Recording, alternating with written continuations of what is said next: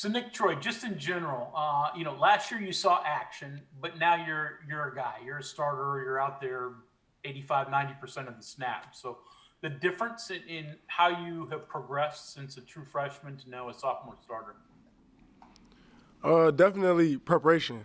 Last year I had two seniors in front of me, so I mean I was preparing the right way, but I knew that like I wasn't going to be the first one starting off a drive.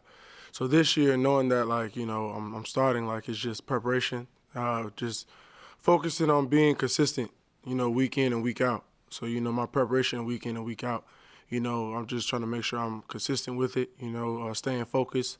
Cause it's not like last year. Every game I'm going in first defense. Last year it was like I'm rotating in. So yeah, it's just preparation. That was my biggest emphasis this year, knowing that I was starting this year, just making sure that my preparation was correct and right. Go ahead, John.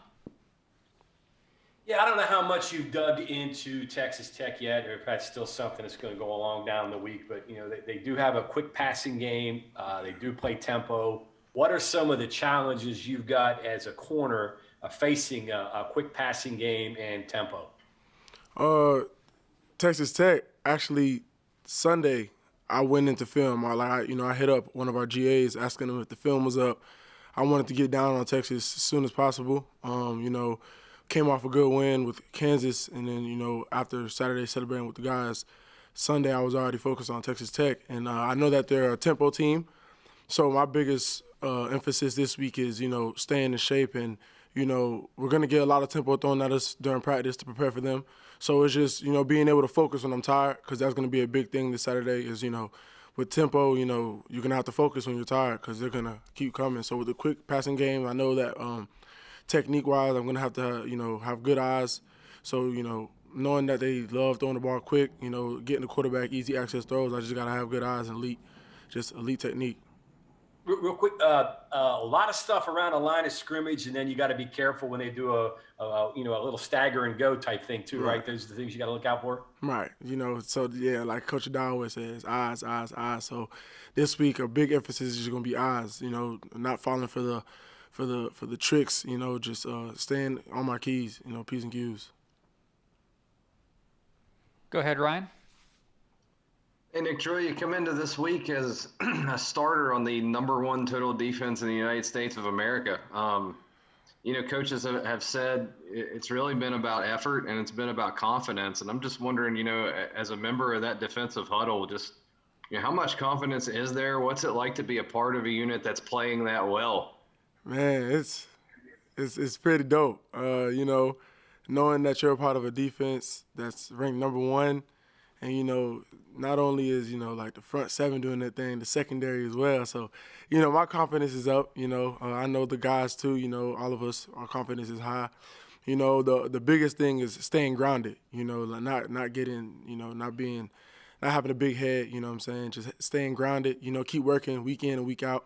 Keep pushing, it's great. It's a blessing to be #1, so we just trying to do our best to stay there as #1. So, yeah, my confidence, the guys' confidence is up there, yeah, for sure. To you, Cody. Hey, Nicktroy. I wanted to ask about the first touchdown Kansas scored.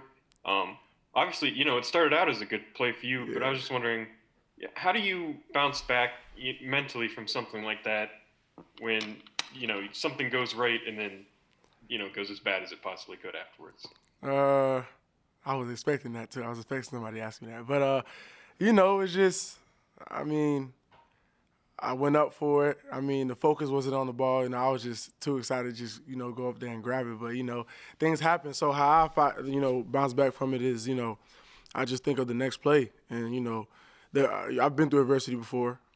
So, like, that right there was just like, just bounce back. And I was able to do that and just stay on my P's and Q's. Coach Adai kept me in the game, and I was just good. I just, was like, next play, basically. As a DB, you got to have next play mentality. So I just looked at it as the next play, and then I just went out there and just finished out the game the way I know I could.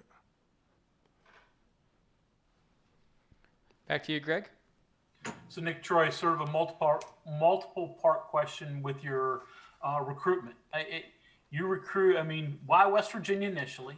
You committed to one staff kept your commitment to the next one. Why did you have any second thoughts? And then how did Neil Brown talk you into committing a second time, I guess? Uh, so first off, West Virginia, like, it's just the atmosphere caught my attention. The fans, how loyal they are. They're supportive. And yeah, I did. I committed to one staff, Coach Belk and them, and then that's when they ended up leaving. So at first, I did have a second thought, like, I don't know, but I mean, I always stayed true with it. Coach Brown came, met my mom and dad, and they loved him, and I was, I loved him too. And then Coach died, like I talked to him too, so that's like another reason why I was like, yeah, like I'm good with this decision. I'm gonna just still stay, and it's working out perfectly fine for me. Next will be Kevin. Nicktroy, I wanted to ask you about your work on special teams. First of all, does it feel good to be out there, okay, with all those safeties and linebackers representing the cornerbacks? And second, you're really physical. Seems like you're at the point of attack around the ball a lot. What makes you a good special teams player? Yeah, special teams is key. I'm on the kickoff team, and that's where like defense makes their mark. That's where like what type of players you're getting when they step on the field. So me being on kickoff, you gotta have that mentality. You gotta have that dog mentality. You gotta be physical. So yeah, that definitely plays a role. Being on kickoff and then not jogging off the field and waiting to be rotated in now. So now it's just after kickoff, I stay on the field and wait for the first D to come out, and I gotta enact the same type of aggression I did on kickoff onto defense. So yeah. Go ahead, Mike. Nicktroy, I have another question about something that you probably figured you get asked about, but you had that quick back and forth with Bruce Irvin that you guys handled quickly and put to bed, and it seems pretty cool. Just curious about that. And also, you're from Georgia. He's from Georgia. I don't know if there's any type of connection that you had with him before that, if that gave you any insight into West Virginia, even if you identified him at all before Saturday, of course. Nah, man. Like when I seen it, cause I didn't know. So when they told me, I was like, oh, okay, let's see what he said. So I seen it, and I just laughed. Like, I didn't take it serious. I didn't take it negative or anything. I just laughed about it. So I quoted it, saying, like, joking, like, wow, like, I didn't even have bad games, stuff like that. And then I just kept it pushing, and, I woke up the next day, and he apologized, and I was like, appreciate it, I didn't even look at it that way, but I appreciate you apologizing. And I just kept it pushing. That's how it was. It wasn't nothing serious, and I know he's from Georgia. I know one of his somebody who coached him in high school was telling me about him, and I knew he was from Georgia. I found that out during the quarantine, So, yeah, it's all love. It ain't nothing serious for me. I keep it pushing. So, We'll go to Carly.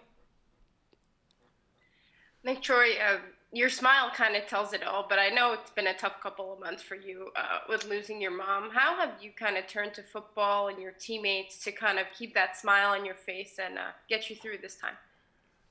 My mom, she's the reason. One thing my mom always did, no matter how hard life was, she just kept living. She was living life. And she always, me growing up, she would always tell me, like, always smile. Don't ever have a grin on your face, none of that, always smile. So, like, now that I'm smiling, I'm just filled with joy every day. So dealing with that, actually helped me, leaving on the field, like about the catch that I was asked about earlier. That's cool, on to the next play. I've been through adversity, obviously with my mother, I've found more strength, after the whole thing, and like as the week goes by, week in and week out, and there's more strength that's being built. And my mom's there with me, she's pushing me, and I think about her every day. So it just keeps me going, keeps me smiling, keeps me, spreading positive energy. Last couple here. Go ahead, Cody. So I asked you about a bad play last time, but now I'll ask you about a good play. What was the reaction to Darius's interception? It's actually crazy because as I was running towards that direction and the ball was tipped up, I was wondering who's going to go get it. And then I seen Darius out of nowhere just go and, like, leave and get the ball. And, like, my first reaction was, there's no way. Like, there's no way. And then the review, I seen it, and I was like, yeah, he's a dog. That guy's a freak. A lot of people just think he could just rush. He could do a lot of things. I seen it practice. So I was like, yeah, that guy's a dog. Go ahead, Greg. So Nicktroy, obviously you guys got a stretch here coming up that's, going to tell a whole lot about your season. I mean, it's just a general question. You guys ready, do you think, after 4 games, you sort of in a groove to where you're prepared for this stretch? Personally, yeah, I think we're ready. I think, week in and week out, we've always, emphasized just getting better. The past is the past.